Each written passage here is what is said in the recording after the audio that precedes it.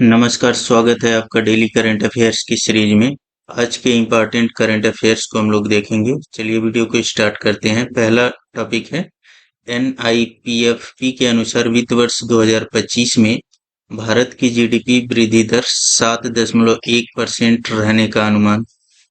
तो national institute of public finance plus का अनुमान है कि वित्तीय वर्ष 2024-25 के लिए भारत की जीडीपी वृद्धि दर 7.1% होगी। ठीक है, आप लोगों को याद क्या रखना है, इसका फुल फॉर्म याद रखना है।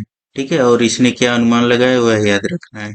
नेक्स्ट अगला टॉपिक है पैट्रियट मिसाइल सिस्टम। यह चर्चा में क्यों है और यह कहाँ का है? तो अमेरिका के रक्षा मंत्री लॉयड ऑस्टिन ने यूक्रेन को 6 अरब डॉलर यानी करीब 50,000 करोड़ रुपए की सैन्य मदद देने का ऐलान किया है, जिससे यूक्रेन हथियार खरीदेगा। इसमें पैट्रियट मिसाइल सिस्टम और NASAMS एयर डिफेंस सिस्टम, ठीक है, NASAMS एयर डिफेंस सिस्टम भी इसको बोलते हैं। इसके जरिए यूक्रेन का रूस के हवाई हमलों से बचने में मदद मिलेगा। अमेरिका ने यह मदद यूक्रेन सिक्योरिटी असिस्टेंस इनिशिएटिव के तहत दी है। यह अगस्त 2021 के बाद अमेरिकी रक्षा विभाग ने यूक्रेन को 26वीं किस्त दी है। अमेरिका ने कुल 61 अरब डॉलर के पैकेज से 6 अरब डॉलर की मदद की है। बीते 2 सालों में अमेरिका ने यूक्रेन को 70 एयर डिफेंस सिस्टम, 3,000 बख्तरबंद वाहन, 800 टैंक, 10,000 एंटी टैंक मिसाइलें दी है। पैट्रियट मिसाइल सिस्टम अमेरिका के अलावा Germany, Greece, Israel, Japan, Kuwait, Netherlands, Saudi Arabia, South Korea, Poland, Sweden, Qatar, UAE, Romania, Spain और ताइवान के पास है। नेक्स्ट टॉपिक है सेंझोउ 18 प्रोग्राम। यह कहाँ का है और चर्चा में क्यों है?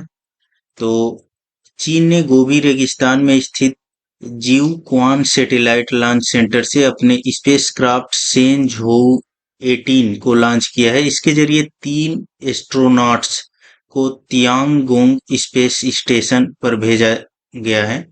ठीक है, तो चीन का जो स्पेस स्टेशन है उसका नाम है तियांगोंग स्पेस स्टेशन। ठीक है, इसमें जो है चीन ने सेंझोउ 18 जो स्पेसक्राफ्ट है उसके जरिए 3 एस्ट्रोनॉट को भेजा है। इन एस्ट्रोनॉट्स में गुआंगफू 43 उम्र है इनकी, ली कांग 34 उम्र है, ली गुआंगसू 36 उम्र है, ये शामिल हैं। गुआंगफू 2021 के सेंझोउ 13 मिशन का हिस्सा रह चुके हैं।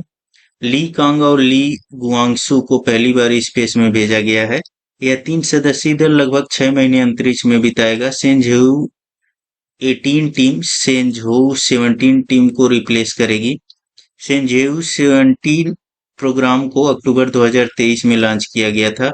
इंटरनेशनल स्पेस स्टेशन से बाहर किए जाने के बाद चीन ने अपना खुद का स्पेस स्टेशन बनाया था और भारत भी अभी प्लान कर रहा है इसको 2030 तक लॉन्च करने के लिए अपना स्वयं का स्पेस स्टेशन। आईसीसी ने युवराज सिंह को T20 वर्ल्ड कप 2024 का ब्रांड एम्बेसडर नियुक्त किया। तो इंटरनेशनल क्रिकेट काउंसिल आईसीसी ने टीम इंडिया के पूर्व ऑलराउंडर युवराज सिंह को T20 वर्ल्ड कप 2024 का ब्रांड एम्बेसडर नियुक्त किया है। युवराज से पहले आईसीसी ने उसेन बोल्ट, क्रिस गेल को भी एम्बेसडर नियुक्त किया था।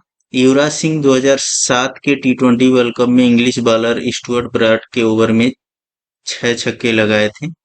युवराज ने 304 वनडे इंटरनेशनल क्रिकेट टूर्नामेंट खेले हैं, जिनमें 36.55 की औसत से 8701 रन बनाए हैं। उनके नाम वनडे इंटरनेशनल में कुल 14 शतक और 52 अर्धशतक हैं। ठीक है, नेक्स्ट ये कुछ और भी रिकॉर्ड इनके नाम से दिया गया है, ये आप लोग पीडीएफ से देख लीजिएगा। अब नेक्स्ट जो है इसमें देखते हैं T20 वर्ल्ड कप 1 से 29 जून 2024 तक वेस्ट इंडीज और अमेरिका में खेला जाएगा। 1 जून को डलास में T20 का ओपनिंग मैच कनाडा और होम टीम अमेरिका के बीच खेला जाएगा। T20 वर्ल्ड कप की मेजबानी वेस्ट इंडीज और अमेरिका संयुक्त रूप से कर रहे हैं। वेस्ट इंडीज के कुल 6 शहरों में 41 मुकाबले होंगे, यहीं तीनों नॉकआउट भी खेला जाएगा। अमेरिका के न्यूयॉर्क, फ्लोरिडा और डलास शहर में बाकी 14 मुकाबले होंगे। ठीक है, यह टोटल T20 वर्ल्ड कप 2024 का ब्यौरा है। अगला करंट अफेयर है, गो फर्स्ट के 54 विमानों का रजिस्ट्रेशन कैंसिल होगा। यह किस फैसले के अंतर्गत किया जा रहा है? तो दिल्ली हाई कोर्ट में न्यायमूर्ति तारा वितास्ता गंजू की सिंगल जज बेंच ने aviation regulator directorate general of civil aviation DGCA को गो फर्स्ट के लीज पर लिए गए सभी 54 विमानों का रजिस्ट्रेशन कैंसिल करने का आदेश दिया है। हाईकोर्ट ने डीजीसीए को अगले 5 वर्किंग डे में गो फर्स्ट की ओर से लीज पर लिए गए विमानों का डी रजिस्ट्रेशन प्रोसेस आगे बढ़ाने के लिए कहा है। हाईकोर्ट ने एयरलाइन और उसके डायरेक्टर्स के मैनेजमेंट के लिए दिवाला कानून के तहत अपॉइंटेड रिजोल्यूशन प्रोफेशनल आरपी को विमानों या कलपुर्जों, दस्तावेजों, रिकॉर्ड और किसी भी अन्य सामग्री को ले जाने या कहीं रखने से भी रोक दिया है। एयरक्राफ्ट लीजिंग कंपनियों में Pembroke aviation, Accipiter investment aircraft two limited, EOS aviation और एसएमबीसी एविएशन शामिल हैं।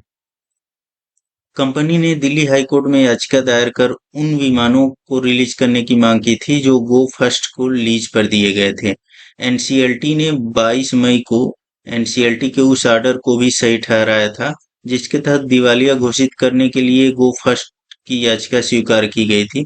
गो फर्स्ट वाडिया ग्रुप की बजट एयरलाइन है जिसके शुरुआत 19 अप्रैल 2004 को की गई थी। एयरलाइन के बड़े बेड़े में 59 विमान शामिल हैं जिनमें से 54 विमान A320 नियो और 5 विमान A320CO हैं। गो फर्स्ट 35 डेस्टिनेशन के लिए अपनी फ्लाइट ऑपरेट करता है जिसमें 27 डोमेस्टिक और 8 इंटरनेशनल डेस्टिनेशन शामिल हैं। एयरलाइन ने साल 2021 में अपने ब्रांड नाम को गो एयर से बदल करके गो फर्स्ट कर दिया था। ठीक है, नेक्स्ट अगला करंट अफेयर देखते हैं।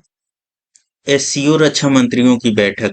कजाकिस्तान में एससीओ रक्षा मंत्रियों की बैठक ने एक पृथ्वी, एक परिवार और एक भविष्य के विचार का समर्थन किया। इसमें रक्षा सचिव गिरिधर अरमाने ने हिस्सा लिया था। शंघाई सहयोग संगठन एक यूरेशियन राजनीतिक, आर्थिक, अंतर्राष्ट्रीय सुरक्षा और रक्षा संगठन है। इसके सदस्य देश कौन कौन है? चीन, Bharat, Iran, Kazakhstan, Kyrgyzstan, Pakistan, रूस, ताजिकिस्तान, उज्बेकिस्तान। इसका मुख्यालय कहाँ है? तो बीजिंग में इसका मुख्यालय है। एससीओ मतलब क्या? शंघाई सहयोग संगठन इसका पूरा नाम है। नेक्स्ट, तंजानिया देश जो है चर्चा में क्यों है वर्तमान में? तो भारी बारिश के कारण आई बाढ़ और भूस्खलन के कारण यह चर्चा में है और इसमें जो है कम से कम 155 लोगों की जान चली गई है। मौजूदा बरसात के मौसम को अल नीनो जलवायु पैटर्न ने और बदतर बना दिया है। तंजानिया कहाँ पर है? तंजानिया जो है एक पूर्वी अफ्रीकी देश है। इसमें किलिमंजारो राष्ट्रीय उद्यान शामिल है जो अफ्रीका का सबसे ऊंचा पर्वत है। राजधानी इसका डोडोमा है। मुद्रा इसकी तंजानिया शिलिंग है। राष्ट्रपति सामिया सुलूहु हसन है और पीएम कासिम मजालिवा है। नेक्स्ट करंट अफेयर है, नर्सिंग एथलीट पैनल के अध्यक्ष चुने गए। तो यूनाइटेड वर्ल्ड रेसलिंग यूडब्ल्यूडब्ल्यू ने wrestling federation of India WFI का निलंबन हटाते हुए विरोध करने वाले पहलवानों की शिकायतों को हल करने के लिए एक पैनल के गठन का आदेश दिया था। नरसिंह पंचम यादव एक भारतीय पहलवान है। 2010 राष्ट्रमंडल खेलों में उन्होंने पुरुषों की फ्री स्टाइल 74 किलोग्राम वर्ग में स्वर्ण पदक जीता था। यूनाइटेड वर्ल्ड रेसलिंग का मुख्यालय कार्सियर-सुर-वेवे स्विट्जरलैंड में है। नेक्स्ट करंट अफेयर है, एंड्रोमेडा स्टार यह क्या है और चर्चा में क्यों है? तो यमन के हौतीज का कहना है कि उनकी मिसाइल ने लाल सागर में भारत जा रहे एंड्रोमेडा स्टार तेल जहाज पर हमला किया। एंड्रोमेडा स्टार तेल टैंकर रूस से जुड़े व्यापार में लगा हुआ था। हौती के प्रवक्ता याह्या सारेया ने कहा कि पनामा ध्वजांकित जहाज ब्रिटिश स्वामित्व वाला था, लेकिन एलएसईजी डेटा और एम्ब्रे के अनुसार शिपिंग डेटा से पता चलता है कि इसे हाल ही में बेचा गया था। इसका वर्तमान मालिक सेशेल्स पंजीकृत है। इसका मतलब यह है कि यह जहाज सेशेल्स का है। टैंकर रूस से जुड़े व्यापार में लगा हुआ था। एम्ब्रे ने कहा यह प्रीमोर्स रूस से वाडिनार भारत के रास्ते में था, मतलब यह रूस से भारत जा रहा था तेल लेकर के, तभी इस पे हौती विद्रोहियों ने अटैक किया था। ठीक है, तो यह कुछ आज का महत्वपूर्ण करेंट अफेयर है। इस वीडियो में इतना ही। वीडियो को आप लोग ज्यादा से ज्यादा लाइक करें, शेयर करें और चैनल को सब्सक्राइब कर लें। धन्यवाद।